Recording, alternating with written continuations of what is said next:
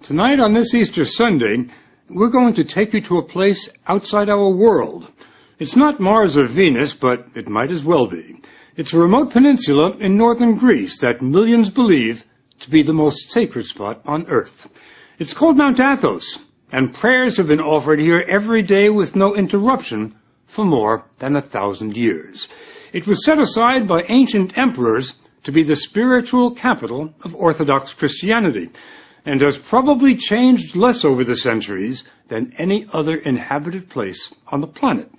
The monks come here from all over and do everything they can to keep what they call the world far away. Not surprisingly, journalists are not exactly welcome. For more than 2 years now, we've been corresponding, negotiating, and frankly pleading for an invitation, but ran into one monastic wall after another. Then, much to our surprise and delight, a few months ago, the monks said, "Okay, come see who we are." The story will continue in a moment.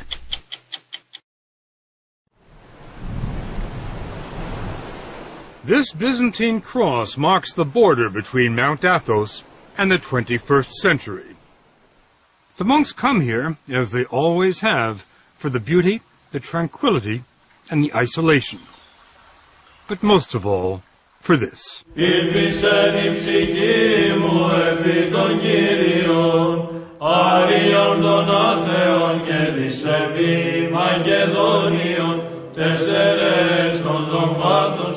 Father Iakovos is one of the few Americans on the mountain.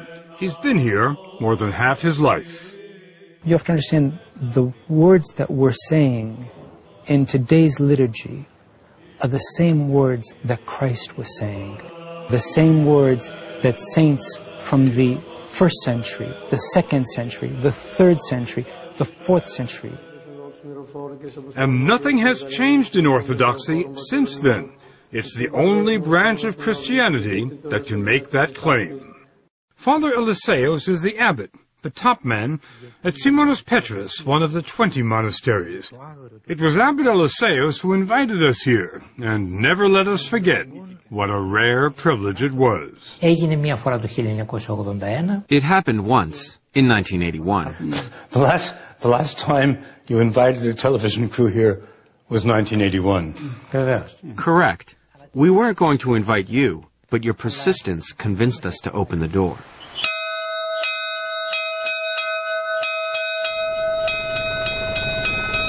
The door he opened revealed the wonder that is Simonos Petros, which fits like a crown on top of a rock 800 feet above the Aegean. It was built in the 14th century, and the monks will tell you it must be considered a miracle that it hasn't fallen into the sea.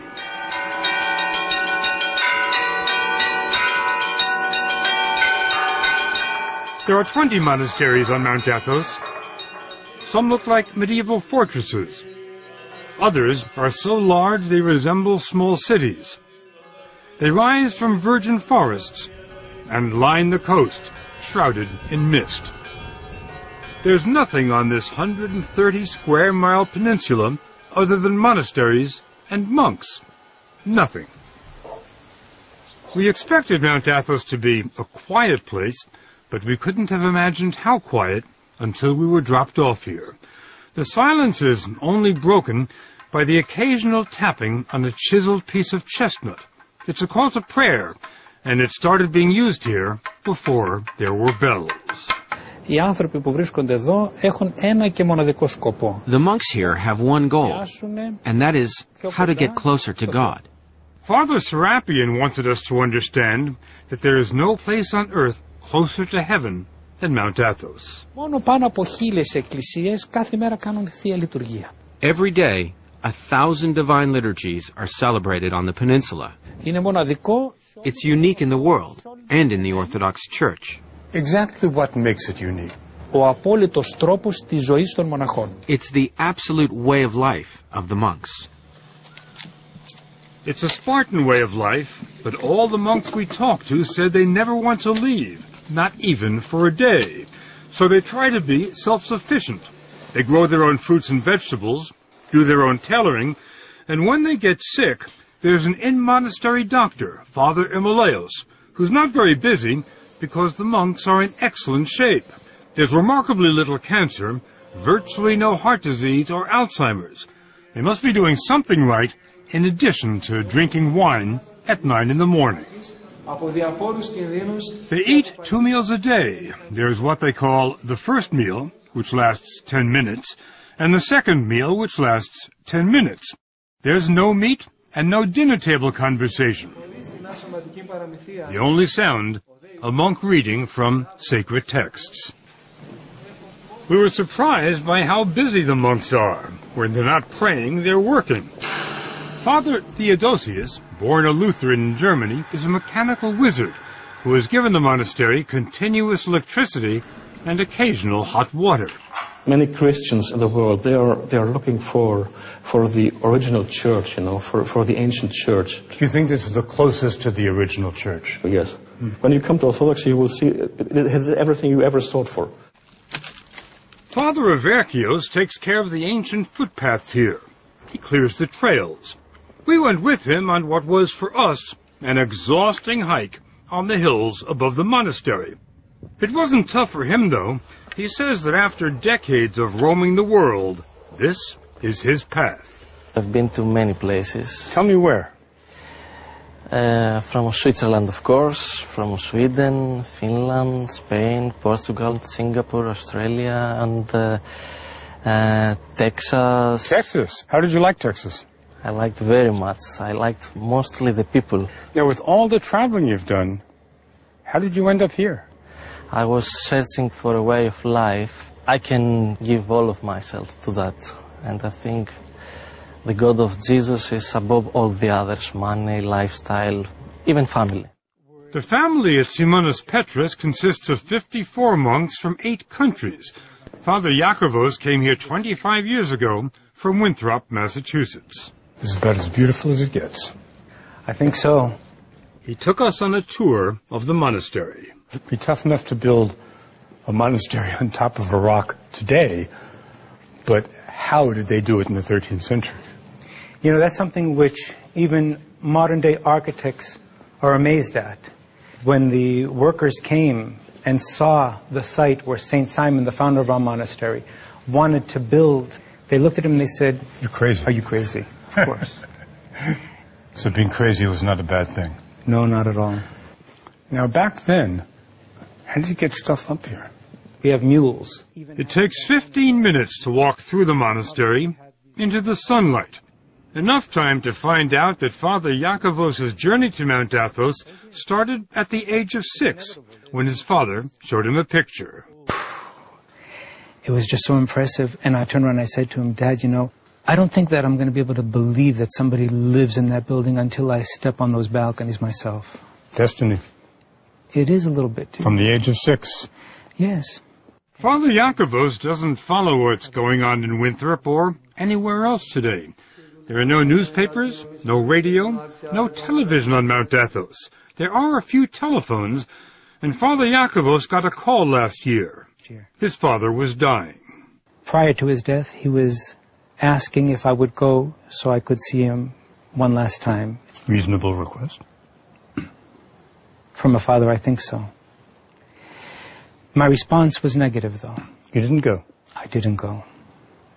I didn't go because of the fact that monastics do not go to funerals of their relatives or their friends.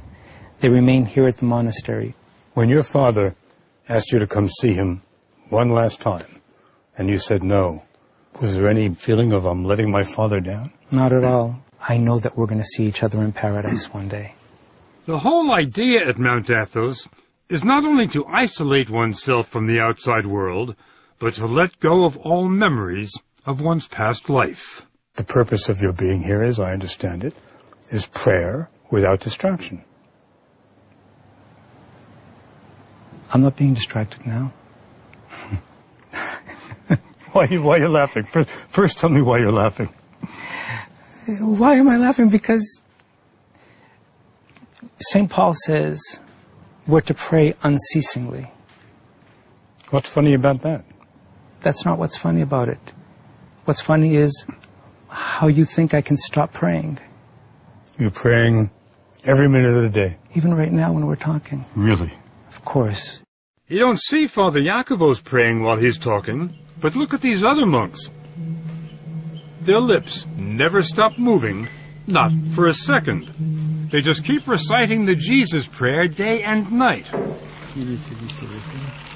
Lord Jesus, have mercy on me. It becomes like breathing. Some monks say they can pray when they sleep, and they get no more than 3 hours sleep a night. But Mount Athos gets more applicants than it can handle. It's harder to get into than Harvard. A man comes as a novice, he's free to leave if he doesn't like it, and the monks can tell him to leave if they don't like him. When a novice arrives here, can you tell whether he's going to make it or not? Can you tell whether he's going to qualify to be a monk? Όχι παραπάνω από ελάχιστο χρόνο το καταλαβαίνουμε. After a while, it becomes pretty obvious whether or not someone is cut out for it, which is why we have a trial period, which can last up to 3 years. I bet you know a lot sooner than 3 years. Vivers. Certainly. Once he's accepted into the community, it's a lifetime commitment, and life never changes here. Never.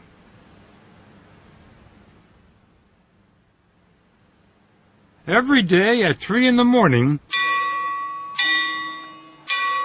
a single bell rings, informing the brothers that it's time to stop praying on their own and start praying in church. On a typical day, and every day is a typical day, the services last 8 hours. The monks say it's an 8-hour conversation with God, a dress rehearsal for eternity. And remember, this doesn't only happen on Sundays, it happens every day, 365 days a year. A monk never gets a day off. This is the Divine Liturgy, the life of Christ, celebrated by men whose only passion is to move closer to Christ every day. The depth of their devotion defies description. They didn't look like the same monks we had met in the gardens and the workshops. They were utterly transformed, with a concentration so profound they were immune from distraction. There were occasional flashes of ecstasy. This old monk could have risen out of a Rembrandt. Βούλομεουν προσεύχεστε τους άνδρας εν παντή τόπο.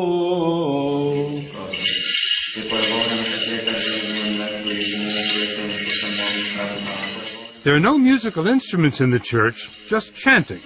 Chanting without end.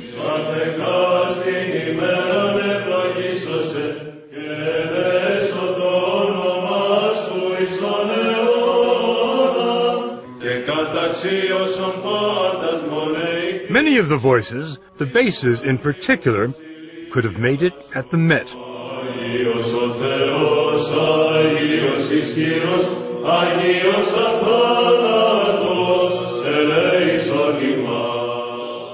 We didn't understand the words.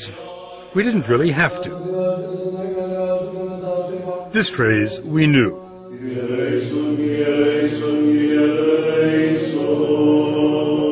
Lord, have mercy.